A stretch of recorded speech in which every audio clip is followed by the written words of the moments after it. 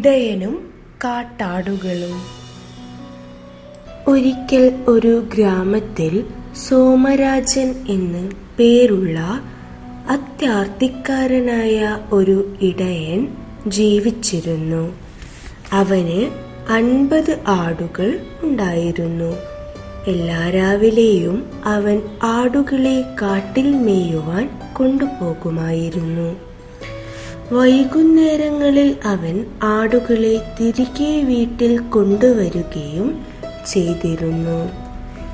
ഒരു ദിവസം പതിവ് പോലെ സോമരാജൻ ആടുകളെ കാട്ടിലേക്ക് മേയുന്നതിന് വേണ്ടി കൊണ്ടുപോയി. ഏകദേശം ഈ സമയത്ത് ശൈത്യകാലം ആരംഭിച്ച് കഴിഞ്ഞിരുന്നു. ആടുകളെ പോറ്റുന്നതിന് വേണ്ടി സോമരാജൻ കാട്ടിൽ വളരെ ഉള്ളിലേക്ക് പോയി. ശൈത്യകാലം അപ്പോൾ തന്നെ ആരംഭിച്ചു കഴിഞ്ഞു എന്ന കാര്യത്തിൽ അവന് ഒട്ടും തീർച്ചയുണ്ടായിരുന്നില്ല. കാട്ടിലെ ഒരു കുന്നിന്റെ ചുവട്ടിലേക്ക് അവൻ നീങ്ങി. ആടുകളെ ചുറ്റിലും സ്വതന്ത്രമായി മേയുവാൻ വിട്ടു. ഒരു ചെറിയ പാറപ്പുറത്തിരുന്നു കൊണ്ട് അവൻ ആടുകളെ മേയുന്നത് നിരീക്ഷിക്കുവാൻ തുടങ്ങി. വീട്ടിലേക്ക് പോകുവാൻ സമയമായപ്പോൾ അത്യധികമായി മഞ്ഞ് പെയ്യുവാൻ തുടങ്ങി. കുന്നിന്റെ വശത്ത് കാണുവാൻ കഴിഞ്ഞ ഒരു ഗുഹയിലേക്ക് സോമരാജൻ ആടുകളെ തെളിച്ചു. ഗുഹക്കുള്ളിൽ പ്രവേശിച്ചപ്പോൾ അതിനോടകം തന്നെ വളരെയധികം കാട്ടാടുകൾ അത് കൈവശപ്പെടുത്തിയിരിക്കുന്നത് സോമരാജൻ കണ്ട് അത്ഭുതപ്പെട്ടു പോയി. ഗുഹയ്ക്കകം വളരെയധികം സ്ഫുടമല്ലായിരുന്നുവെങ്കിലും എല്ലാ കാട്ടാടുകളും വളരെ ശക്തരും സുന്ദരന്മാരുമാണെന്ന് അയാൾക്ക് മനസ്സിലായി. അവ 300-ലധികമുണ്ടെന്ന് അയാൾ എണ്ണി നോക്കി. ആദ്യം അയാൾക്ക് ദേഷ്യമാണ് തോന്നിയതെങ്കിലും തൻ്റെ പഴയ 50 ആടുകളോടൊപ്പം ആ കാട്ടാടുകളെ കൂടി ഉടമസ്ഥരാക്കുന്നതിനായിരുന്നു അദ്ദേഹം ചിന്തിച്ചത്.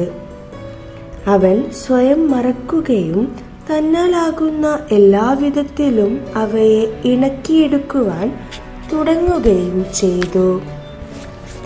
പഴയ ആടുകളെ അവഗണിച്ചുകൊണ്ട് സോമരാജൻ കാട്ടാടുകളെ പോറ്റുവാൻ തുടങ്ങി. സ്വന്തം ആടുകൾക്കു വേണ്ടി അയാൾ കുറെ വൈക്കോലും കാലിത്തീറ്റയും കരുതിയിരുന്നു. ഇണക്കിയെടുക്കുക എന്ന ഉദ്ദേശത്തിൽ അയാൾ ആ ഭക്ഷ്യപദാർത്ഥങ്ങളെല്ലാം കാട്ടാടുകൾക്ക് വേണ്ടി ചെലവിട്ടു. പഴയ ആടുകൾ പട്ടിണി കിടക്കുകയാണെങ്കിലും അവ ചത്തുപോവുകയില്ല എന്നാണ് അയാൾ വിചാരിച്ചത്. മാത്രമല്ല, ശൈത്യം കഴിയുമ്പോൾ അവയ്ക്കെല്ലാം മതിയായ ഭക്ഷണം ലഭിക്കുകയും ചെയ്യും. ശൈത്യകാലം അധികം നീണ്ടു നിൽക്കുകയില്ല എന്ന് അയാൾക്ക് ഉറപ്പുണ്ടായിരുന്നു. ഗുഹയ്ക്ക് പുറത്ത് അപ്പോഴും മഞ്ഞ് പെയ്യുന്നുണ്ടായിരുന്നു. മഞ്ഞുവീഴ്ച ഉറക്കെ കേൾക്കുവാനും കഴിഞ്ഞിരുന്നു. ആലിപ്പഴവും വീഴുന്നുണ്ടെന്ന് സോമരാജന് മനസ്സിലായി. വിരാമമില്ലാതെ ഒരാഴ്ചയോളം ഇത് തുടർന്നു കൊണ്ടേയിരുന്നു. എല്ലാ രാത്രികളിലും സോമരാജൻ ആടുകളോടൊപ്പം ഗുഹയ്ക്കുള്ളിൽ ഉറങ്ങി.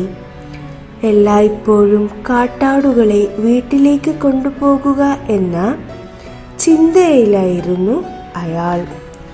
ഒരു രാവിലെ സോമരാജൻ നേരത്തെ എഴുന്നേറ്റു. വീഴുന്ന മഞ്ഞിന്റെയോ ആലിപ്പഴത്തിന്റെയോ ശബ്ദം അയാൾ കേട്ടില്ല. എല്ലായിടവും ഒരു ശാന്തത. ആടുകളെ കാണുന്നതിനു വേണ്ടി അയാൾ ചുറ്റിലും നോക്കി. ചിലത് അകത്ത് കിടക്കുന്നത് അയാൾ കണ്ടു. അവൻ അവയെ സമീപിച്ച് തൊട്ടുനോക്കി. അവയെല്ലാം അയാളുടെ നാടൻ ആടുകളായിരുന്നു. മാത്രമല്ല എല്ലാം ചത്തുപോയിരുന്നു. ചുറ്റിലും ഒരിടത്തും കാട്ടാടുകളെ ഒരു ലക്ഷണവും അയാൾക്ക് കാണുവാൻ സാധിച്ചില്ല. മഞ്ഞുവീഴ്ച അവസാനിച്ചപ്പോൾ അവയെല്ലാം ഉൾക്കാട്ടിലേക്ക് പോയി കഴിഞ്ഞിരുന്നു. കാട്ടാടുകളോടൊപ്പം സോമരാജന് അയാളുടെ സ്വന്തം ആടുകളെയും നഷ്ടപ്പെട്ടു. അവന്റെ ആർത്തി അവന് തെറ്റായി പെരുമാറി.